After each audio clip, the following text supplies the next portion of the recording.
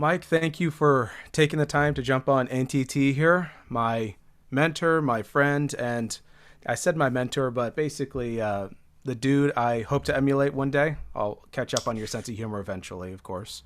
Yeah.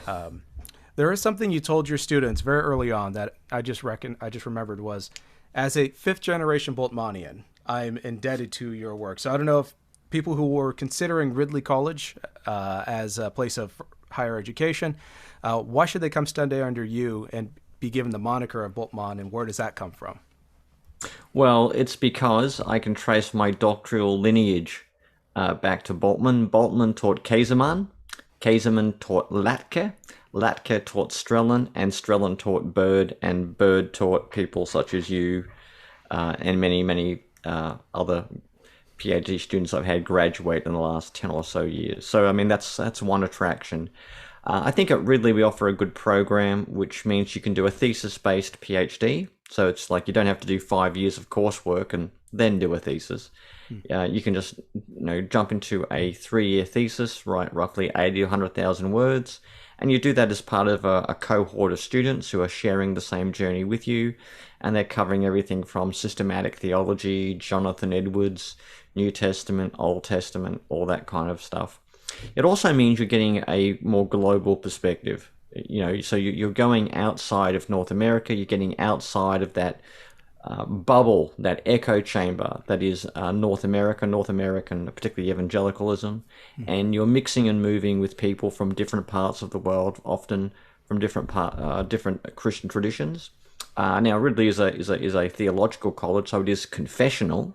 So everyone there is a professing Christian. It's not the religion department of a university where you get a very diverse array of people, and that's fair enough. But it's a Christian context, so where we aspire to do the very best in scholarship, and we want to train men and women who can be Christian academics for the future, and who can have a voice in the public square, who can contribute to the accumulation of knowledge in our respective guild, and they do that out of a distinctive Christian location.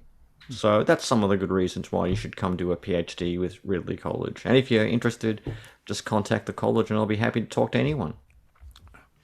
And so, before you came to Ridley College, you were in Brisbane. And before you were in Brisbane, you were in Scotland. And before you were in Scotland, you were born, I'm told, in West Germany. So, for those who don't know your storied history, we might say, give us a bit of your background, just where you come from and when the Lord grabbed your heart and justified you and is in the process of glorifying you and all that. So, just give us your background as a scholar and as a Christian. Yeah, well, I was born in Germany. Despite that, I believe in the resurrection. That's the running joke. Of course, no, my dad was in the army, in the British Army, but my parents divorced when I was very young. My mother moved to Australia with me to be closer to her family, who had immigrated to Australia several years before. My mother remarried. I grew up in Australia. Somewhat of a dysfunctional family, to be perfectly honest, and certainly wasn't a religious family by any stretch of the imagination either. So I didn't know much about Christianity growing up. I grew up as a very secular Generation X person. And it wasn't until I joined the army that I first got invited to church, and I went along just out of boredom. There wasn't much else to do. It was, and it was different because I just assumed churches were filled with moralizing geriatrics, and that's not how it was. It was a wonderful church plant with great men and women who loved the Lord, and they shared the love of Christ with me, both in actions and in the message of the gospel. And in August 1994, I became a Christian. The world's been a different place ever since. And I was well discipled, and I was in some good churches as I moved around the east coast of Australia in my military career. Eventually, I felt the call to go into ministry. I was initially thinking maybe becoming an army chaplain, but as I went to seminary, at what's now called Malyon College, it became apparent my giftings were more in the academic sector. And so I went on and did some postgraduate degrees at the University of Queensland with Rick Strelin, wrote my PhD thesis on Jesus and the Gentiles. And after that, I mean, I got a job at a great law college in the north of Scotland, the Highland Theological College, spent 5 wonderful years up there, came back to Australia, taught at the Brisbane School of Theology, and I've been at Ridley College now, an Anglican college, for just under 10 years. And I'm an ordained Anglican priest. Keen on Jesus, can't stand coffee. That's pretty much everything you probably need to know about me, I guess. But Nick already knows that anyway. I'm meeting you halfway with Barefoot, or was it Barefoot wine from Australia? Yellowtail. That's it. Not Barefoot. Yellowtail. And so you've done a lot of work. Specifically, your career kind of started in Jesus and the Gospels, and you were very focused on the Synoptics. And then, and this is not to reduce your career, but then you made some overtures into New Testament theology. I remember with Tyndale Bulletin, and I think a couple lectures. And New Testament theology is something that's gripped me from basically the beginning. How do all these disparate pieces seemingly come together in the story of Jesus, and how does this all kind of work? And so if you were to kind of encapsulate New Testament theology as an enterprise and as a thing, what would you kind of categorize it as? Because it's, of course, a huge enterprise. It's a huge thing that people are constantly fighting over. What do you see as kind of the major thing that is New Testament theology? Well, that means different things to different people. And for some people, New Testament theology should be eradicated. That it's an old enterprise. Instead of doing New Testament theology, which sounds dogmatic and prescriptive, we should do something like the history of the Christian religion. So not everyone's a fan of New Testament theology. For some, New Testament theology is about identifying the theology of each little part. So there's a theology of the Synoptics, there's John, there's Luke, Acts, there's Paul. So you can do a theology of each piece. And then there are those who want to do a grand theology of the whole thing. Okay, so if you get Luke, John, Paul together at a seminar table and you ask them to discuss the atonement or the meaning of discipleship, what would they all contribute to that individual conversation? So New Testament theology is all of those things. And you've really got to pick the way you want to, you've got to pick the boat you want to sail on that lake. So that's how I would describe it. Now, there are some boats that I think are a little bit faster and more groovy and can get you to where you want to go in a more safer and fulsome direction, but that's another question. No, and what do you think of the claim? Because that was something very early on. Biblical theology kind of falls into the same sort of realm. But let's address the claim of it being seen as a dogmatic, or maybe more loose way would be it's a Christian enterprise. It's something that Christians do versus serious historians or scholars of religion or so on and so forth. My first thought is that a bad thing? And two, do you think that trades on the idea that history and theology are separate things, or do you see them as obviously more integrated than that? I know what I think, but I'm curious about your thoughts. Well, history and theology can be separated. You can study the New Testament with no recourse to theological commitments of your own.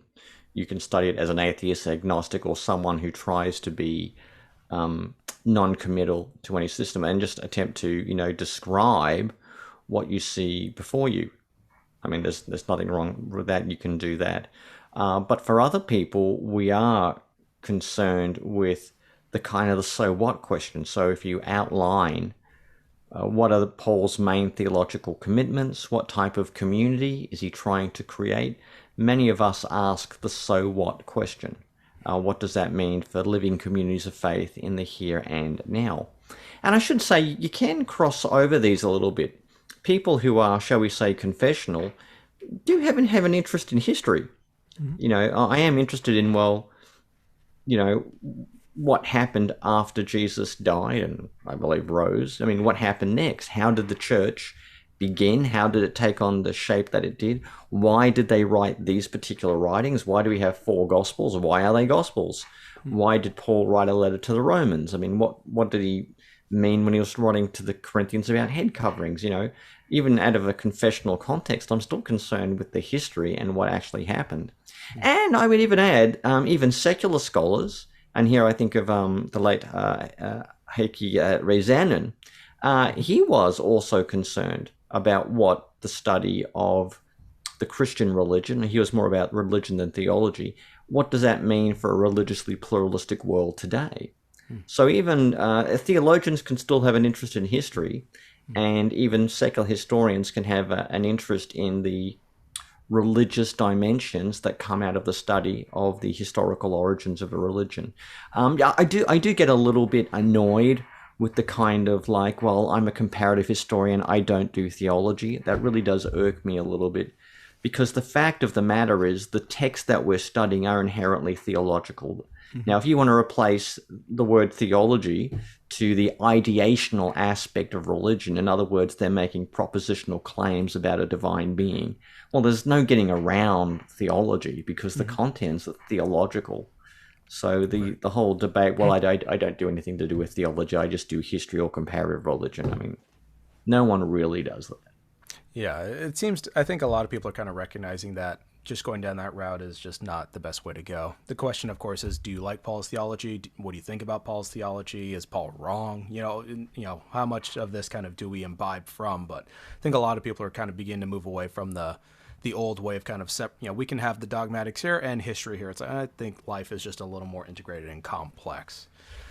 Well, but it's still a big debate. It's still it still is a big debate. I mean, Paula Fredrickson gave a lecture somewhere in Scandinavia, pretty much ragging on biblical theology. Now, that's her right. I mean, she's more of a historian, coming at it from a more secular historical background, which is fine. But the problem is not what people affirm; it's what they deny. When they deny the utility or value of a theological approach. And I hasten to add that the vast majority of people who read these texts are religiously committed in some way or the other. So the question of how does this contribute to religion in the present is a big issue. And on top of that, Kevin Rowe of Duke University recently wrote an article called "What If It's True?" about the New Testament, looking at the nature of truth claims. Now that got a bit of a reaction. There are a lot of performances for the digital tribes about what you thought of Kevin Rowe's article and the nature of truth, and are we just doing the phenomena of religion? So while I think the situation has improved, the old divisions between dogma and history remain there and run deep in certain bastions of the academy. And so you mentioned some boats are faster and stronger and better than others versus some are probably at the bottom of the sea when it comes to New Testament theology and methods and themes. Aside from the Titanic, we kind of know where that kind of leads. What are some of the more fast and sleek and worthwhile boats hopping into when you're traversing the seas of New Testament theology? Well, I'm still trying to design some of them, Nick. I mean, basically, New Testament theologies have been done one or two ways. One is to go theme by theme. And here I think of the old Donald Guthrie or Tom Schreiner, where you pick a theme like Kingdom of God, the atonement, discipleship. Well, recently, Craig Blomberg was doing that with like fulfillment, I think was his kind of meta theme. Yeah, I don't think his was theme. Actually, I'm a big fan of Craig's New Testament theology. His is probably the closest to how I envisage doing a New Testament theology. So I'm a big fan of Craig's approach. Okay. So yeah, I think Craig Blomberg is probably one of the faster boats out there. But some people do it like a thematic way, which is if you're like preparing a sermon or series on the Kingdom of God, it's pretty useful. You can just and give you synoptics, John, Paul, Revelation on the Kingdom of God. But the danger is that flattens out the distinctives of a very particular author, and you're just kind of cherry picking through them to get some wider things. The other approach is to look at it corpus by corpus. So, okay, what are the main themes, scenarios, Howard topics? Marshall. Howard Marshall, like that. So you look at like each bit and look at the theology of each individual book. But the danger with that is you're getting the theology of each part, but you're not having any sense of the whole. And so that's the question. What do you do? Do you want to focus on the theology of each individual part or the whole? And this has been the debate. I mean, you've got the diversity of the witnesses, but what about their unities? So a thematic approach tackles the unities. The corpus by corpus bit focus on the diversities. I tend to think you need to do both because it's one thing to say, okay, this is Paul's view of the Holy Spirit. But what happens when you sit down Paul with Luke, and Luke's got a lot on the Holy Spirit, fourth gospel, John, and you get John together on the Holy Spirit. I mean, what happens when you get them together? And what can you come up with if you put them in the same room? What would they say to each other? Now, I find that a far more interesting question, because, I can describe John's view, I can describe Paul's view, I can describe Luke's view. But what I want to really know is that if the three of them had to come up with a joint statement on the Holy Spirit, what would they say? That, I think, is a far more interesting task. So you've got the descriptive or the analytic aspect to New Testament theology, describing the stuff that they're talking about in their own terms and their own language. But then you've got the synthetic or the theologizing aspect. And I think once you've done that, then you can go further. And this is where I've in more recent years I've learned to appreciate the genius of Bultmann. Bultmann, on the one hand, was partly doing the descriptive task, saying this is what Paul and particularly John are doing. But then he sort of jumped from that. He jumped over the synthesis and kind of went to the meaning for it today. And when it comes to Bultmann is not really doing a theology of Paul or a theology of John. He's doing theology from Paul and from John. Okay, What does it mean to read Paul and John with the questions we have today, which are about the meaning of faith in the modern world? How do we have an authentic existence, you might say? So I developed a bit more of appreciation for Bultmann when I realized what he's actually trying to do. Now, Bultmann was very good at what he did.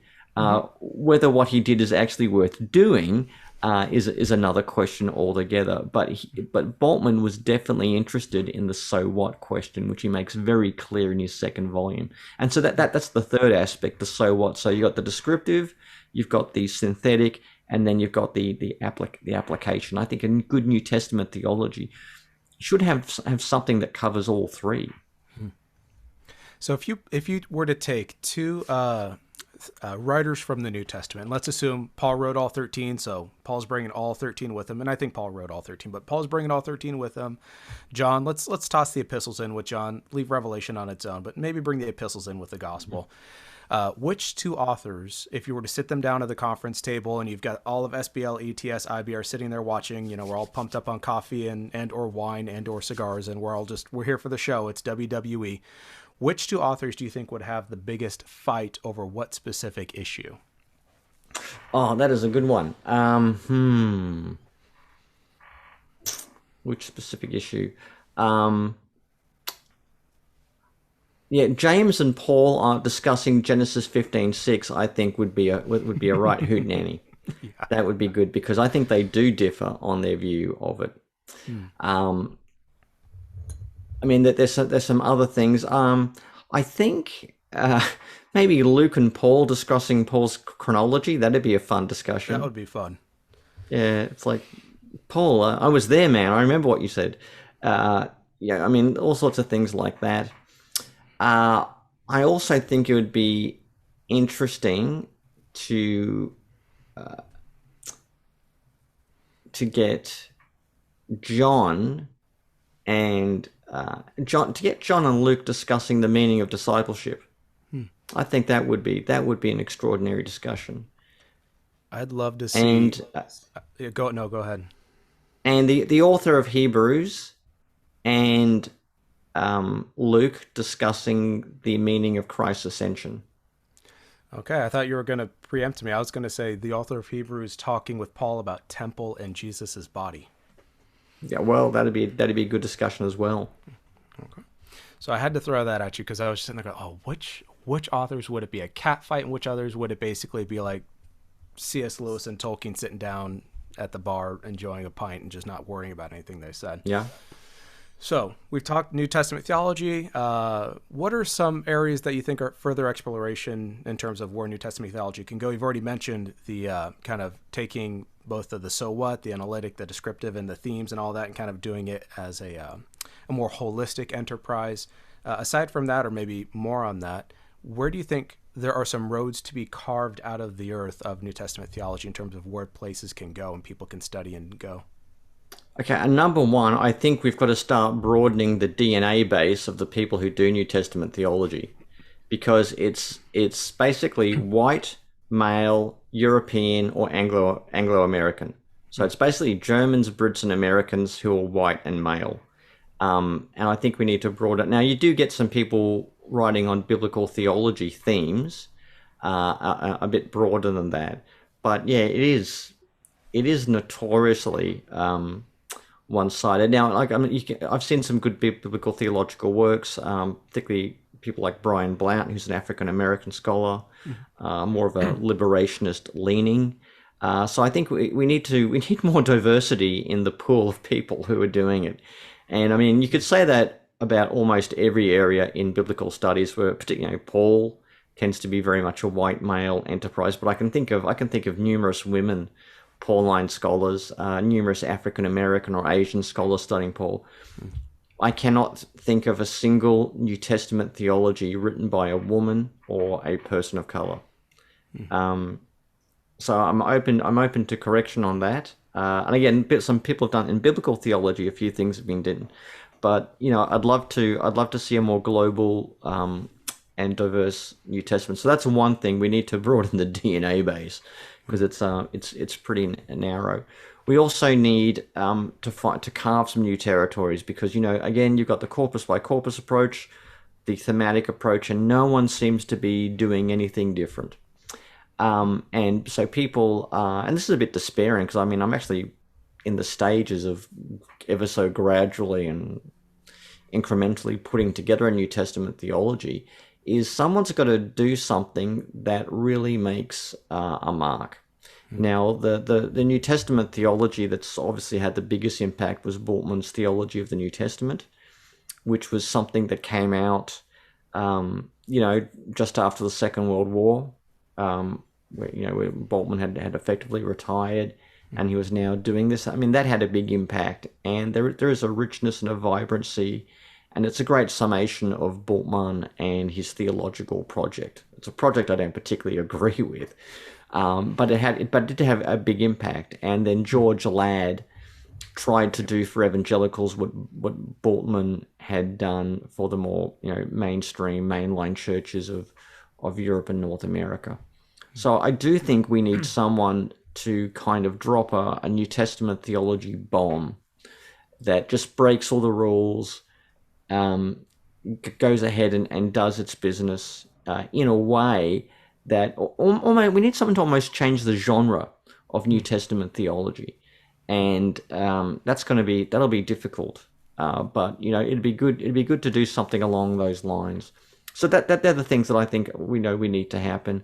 If we can not just do another corpus by corpus book, but something that really shakes it up and creates a resource that is academically stimulating and contributes to the New Testament theology, but also provides something that will be useful for people in seminary or in churches or in ministries, something along those lines. That's what I would like to see done in a New Testament theology.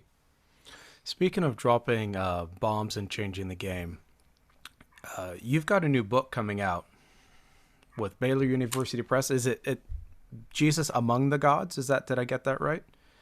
Yep, Jesus Among the Gods. Yep. So it's one of those books. You've been doing work in New Testament Christology for a long time. You've debated Bart Ehrman on that. You've done stuff on the Gospel of Mark and the Synoptics and Paul. So this is not a new project for you, but in fact, it seems to be one of those swinging Thor's hammer around kind of projects. Give us a little bit of insight, what you're allowed to, of course, tell us that Baylor's not going to demonetize my channel on, about what you've got going on with this really awesome book that I can't wait to read. Yeah, well, I've been working on Christology on and off for 20 years. I've focused mainly on the messianism of Jesus. Did Jesus really think he was the Messiah? A lot of scholars think he wasn't. They just gave him that title later. I think Jesus was the Messiah. How does Messiahship relate to the Synoptic Gospels? In what does it mean to say Jesus is divine? Did Jesus think he was divine? How high can you get on Paul's Christology? That kind of stuff. All sorts of debates. Now, I think we do have a little bit of an impasse at the moment, because Christology, studies of the development of Christology seem to be into three basic tracks. Three or four tracks. One track is a more history of religions approach that compares Jesus to other divine or semi-divine beings. So is Jesus divine in the same way that Heracles was divine, or the Son of Man in 1 Enoch, who is a quasi-divine figure? And what about the angel of the Lord? Is that a precursor? Or the Jewish veneration of angels, how does that relate to the status and attributes given to Jesus? So some people just want to compare Jesus to figures, and then they'll find, well, see, Jesus is just the Enochic Son of Man in a new dress. Or he's kind of worshipped in the same way that Adam is worshipped in the life of Adam and Eve. Now, David Litwa's got a good saying here, and he's just a lovely chap down the road. He says, if you focus on similarities, it's parallelomania. Okay, just saying this is that, and it's very rarely. But if you focus on the differences, then it's just apologetics. Okay, you're just trying desperately to approve. So it's either parallelomania or apologetics. So that's one thing that's going on. Another approach is to say, well, Jesus is divine in a functional sense. He's got divine functions. So he judges, he saves, he rules. So Jesus is divine because he exercises divine functions. He kind of does what the problem God with that does. is, yeah. But the problem is, I can find some other angels that, do a bit of judging. I can find, human beings rule over creation. I mean, does that make them kind of divine? If it's just the functions, then maybe there are some other creatures who share those functions as well, other angelic creatures, or, find references to Zeus or something. So I'm not too sure divine functions is really going to do it. You've got Richard Balcom, who's been doing his divine identity, which I do find there's something really, really to it, but he's done that over and against the idea of ontology. So we're not going to focus on what is a God, what's the nature of God. Let's get away from that philosophical language and let's the term identity. Who is God? And who is God is principally known as the Creator, and as that he's kind of separate to creation, which is good, but again, the divine identity seems to be simply the inference from those divine functions.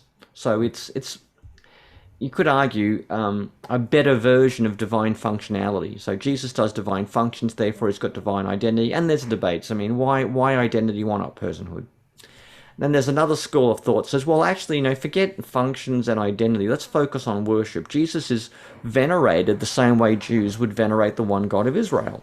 Now, again, I think there is something to this. Jesus definitely is worshipped. He's worshipped in a way that he's not an independent cult separated from Yahweh, but nor is he kind of completely conflated with Yahweh. So, and you have what Larry Hurtado called the binatarian Christian worship. Now, there is something to that. I think that there is a divine worship and worshipped, the action, the activity tells us what Christians thought about Jesus in the ancient world. But again, worship is pretty broad. And you can find certain types of worship for other beings, prayers, if you look at a guy called Aelius Aristides, he provides all sorts of venerations to Asclepius. So, or you could look at the Elephantine papyri and the way other gods were being venerated by Jews in Egypt during the Persian period.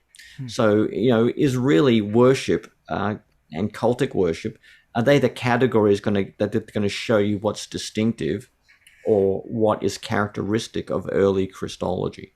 So that's the kind of the debate. Now, I'm trying to open up some new fronts in that debate by doing two things. First of all, I want to go back to the concept of ontology. Say, look, maybe the question of what is a God isn't all that foreign after all. What is it that made a God a God? And at the moment, most scholars argue that divinity was not like a true or false. It's not like a PCR COVID test. It's kind of a spectrum. There's degrees of godness where you've got human beings, then you've got poets, city founders, heroes, kings, emperors, demigods, all the way through to lesser gods, then high gods. Okay, so it's a spectrum. And you can just find, whereabouts on that spectrum do you find Jesus? Is he kind of up there with a deified emperor? Is he like an angel? Is he like a lower god, a lesser god? I mean, he's obviously not the high god because Jesus and the Father are not the same. So where did Jesus fit in that spectrum? What I argue is the spectrum was relative to the point that it became absolute. And you can find a lot of people, both pagans, Jews, and Christians, arguing that the real criteria for divinity was, someone who was uncreated and unbegotten. I mean, there's two types of gods: the unbegotten God and the begotten gods. Okay, that's the two. That's the two types. And so, I mean, if you're approaching it now with that question, when you read the Gospel of John, the book of Hebrews, the Christ hymn of Philippians 2, if that's your category, an unbegotten or a begotten God, or an eternal and a temporal divine being, which one is Jesus? That I think is a different question. In the Gospel of John and in Hebrews, I definitely think Jesus is an eternal, unbegotten God. That's the way he's portrayed, and that's just not me. Other people are saying that as well.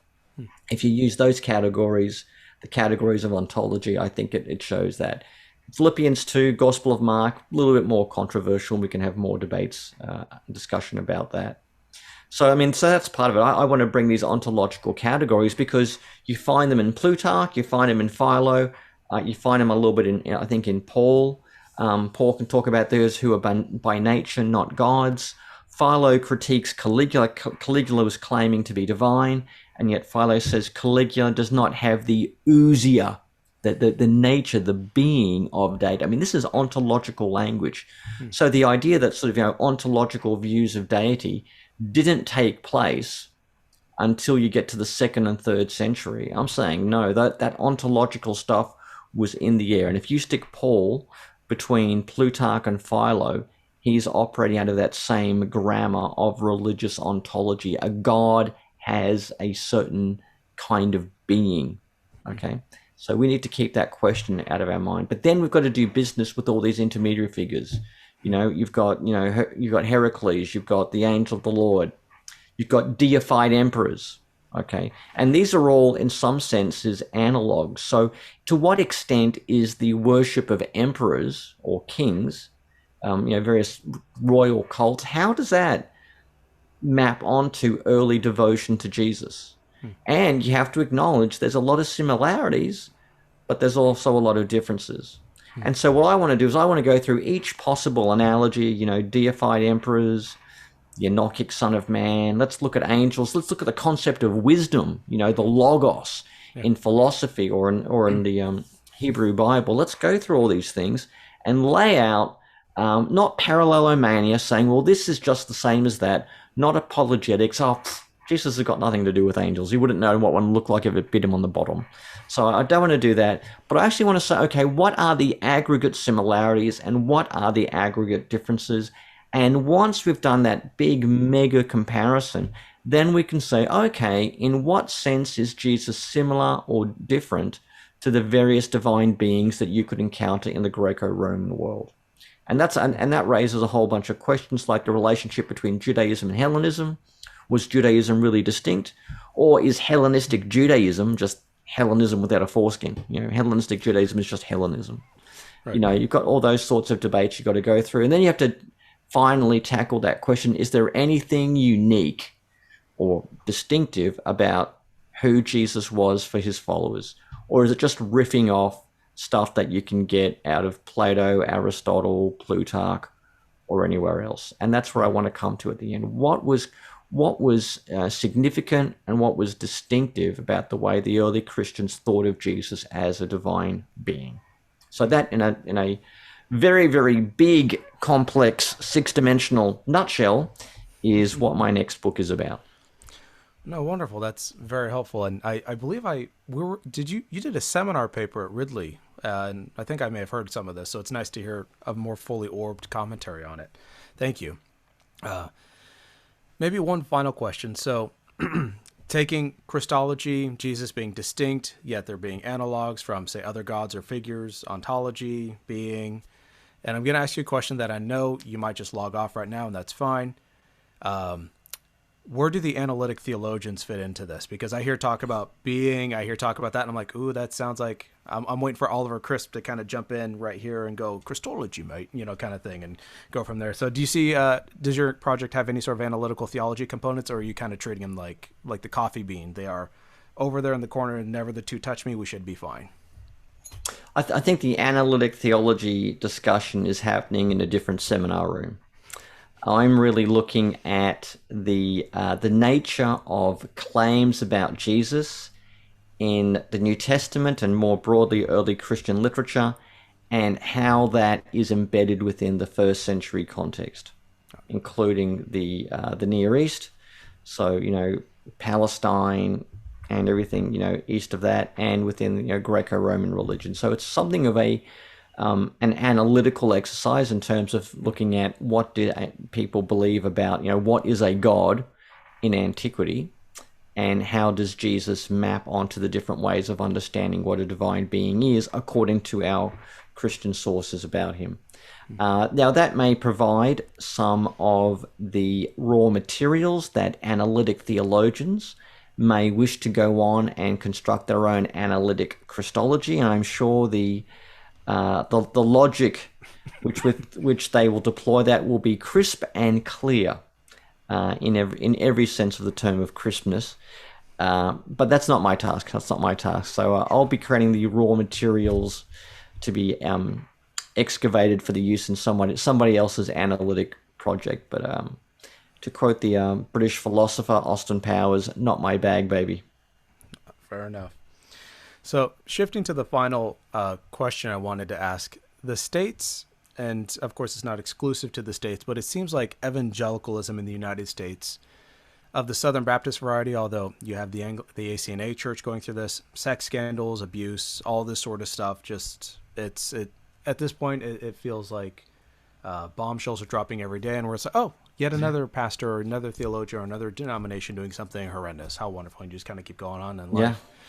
So you've kept track of, say, the Southern Baptist kind of fiasco that has happened with, the Den Hollanders and all this sort of stuff that have been going on. What is your perspective as someone who's removed from it? So you're not a Southern Baptist. I'm a Baptist, but I basically am a Methodist theologically, so I'm not in Southern Baptist life. What do you kind of see, just broad scale picture from where you're sitting? Because I know you've commented on it. You've been engaged with Beth Allison Barr and all folks on this. Like, what are kind of your thoughts on this as kind of an outsider, so to speak? Yeah, look, I mean, my denomination, the Anglican Church, so we've been through similar things where we had this, I would call it a revelation of horror when you found the horror stories that were happening in our own churches. And when it all become unveiled, and it was traumatic, I think, for everyone, more so obviously for the victims of these things. And it led to discussions about how did this happen, what enabled it, and then most importantly, how did we stop it? And that is in some sense still going on. My wonderful wife Naomi, she's a assistant children's minister at our church. They're about to run a big holiday kids program, and it's her job to make sure we do all the child safe training. Everyone who works with children now, you need like an ID card, or like from the government. Whether that's a sporting club or a church or a school or scouts or brownies or whatever. All these things have come out because there are some bad people in the world who will exploit the innocent and vulnerable, and our churches are not immune from it, and our churches sometimes, in some cases, the places where they can do the most harm, and that's what we've got to remember. And so I think the Southern Baptists are going through something that other places have gone through as well. The Catholics, the Anglicans, we've all had this revelation of horror, and and if you believe in the doctrine of total depravity of sin, that people will be evil, then you shouldn't be surprised about this. But what I think, and this is what I think from the Southern Baptist meeting in Anaheim, I think they did have some good results where it was decided that they're going to do something about this. You cannot do this. So there's all a bunch of things about the Southern Baptist executive effectively covered stuff up. They had a list of abusers, but they kept it secret. Yeah. Which I think is criminal, and it certainly makes it's criminal to the point of culpability and liability, possibly even to be prosecuted. I mean, if a Catholic bishop knows that he's got a priest who's a pedophile and just keeps him moving around parish to parish, I mean, I would say the bishop should be prosecuted. So you've got those sorts of things that are coming out in the Southern Baptist Convention, and I certainly don't want to wag my finger with condescending contempt, because we've been dealing with the same thing in other parts of the world. The best thing for the Southern Baptist Convention, I think they can do, to my Baptist friends there, my brothers and sisters there, is to take stock of what's happened, and then to gird up their loins and to come up with processes, policies, procedures, provisions, protections, to make sure this can't happen again, and to look at best practices around the world, and like, how do you stop it? Now, maybe this means that in Southern Baptist churches, nobody works with children unless they've had a police check. Nobody works with, does youth ministry or anything, unless you've got like some kind of an ID card, or you have regular child safety training before anyone's allowed to be appointed to a ministry position. You appoint a child safety officer in your churches. You have a better way of dealing with complaints of domestic violence, rather than just sending a woman to a group of elders to complain about her husband, who's also an elder. There are things that have got to happen, which don't require compromising or disparaging Baptist polity and their way of being the church. But the days are evil, and if you're going to do something to protect particularly women and children from sexual abuse, if you're going to stop bad hombres from being in positions of ministry and power and authority, where they have the ability to groom, to assault, and to do their evil and heinous deeds, well, you've got to do something about it. And doing the same thing you've been doing over and over won't work. Complaining that you have to do something won't work. Attention must truly be paid to this topic, and I wish my Southern Baptist brothers and sisters every success and all the energy and wisdom in the world to make sure that their churches are safe for women and children, but they are unsafe for abusers and predators. Yeah, and I haven't seen it firsthand, but I've known enough pastors, I've known enough people who preach and minister and serve. I've known enough victims to where there is this sense in which you look at what has happened and just the ripples of it, right? As you said, they had a list of people, they had a list of names, and it calls into question the holiness of the church, and not as what Christ instantiated it to be, but as the particular iteration of what it is, at least in the States, across the world. Do you think, and maybe to bring this all the way around, that, and this is not to solve all the problems, because there's many problems in many different contexts, but something you mentioned a while back, I can't remember where it was, but it was on Hebrews 2 and Jesus being made like his brothers in every way. And you were like, but if Jesus was made like his brothers and sisters, as anthropos or anthropoi in the plural right there includes women, then you have a sense in which Christ knows the sufferings of men and women, and Christ knows the unique sufferings of women and also of men. Do you think a sense in which a fully orbed Christology, a sense in which we know Christ's own sufferings, his own life, his own death, and sort of things, might be a way of kind of giving us a foundation or paradigm by which we can begin to go, not just enact these policies, which I think are necessary, but maybe beginning to cut the root off, dig the root out by promoting a vision of the church as the body of Christ, where women are valued, because not only are they made in God's image, but Jesus knows the exact thing that they went through, and Jesus is essentially on their side. I'd go to 1 Thessalonians, where Paul is, I think it's 1 Thessalonians 4 or 5, where Paul's very clear, don't allow any brother or sister to be exploited. That's what, and this is in the context of, he's giving warnings about sexual immorality. Don't allow any brother or sister to be exploited. And I think that's probably what we need to have. And again, no one has to compromise on the lordship of Jesus or their doctrine of God, but we've got to bust up the protection rackets that have been running and they've got to be not just broken up, kind of destroyed, and quite frankly made an example of. And that will be very painful because there are some there are some very powerful people who need to have no power at all, and powerful people don't like that. But that's what needs to be done, and then you've got to have the courage and the resolve to do it.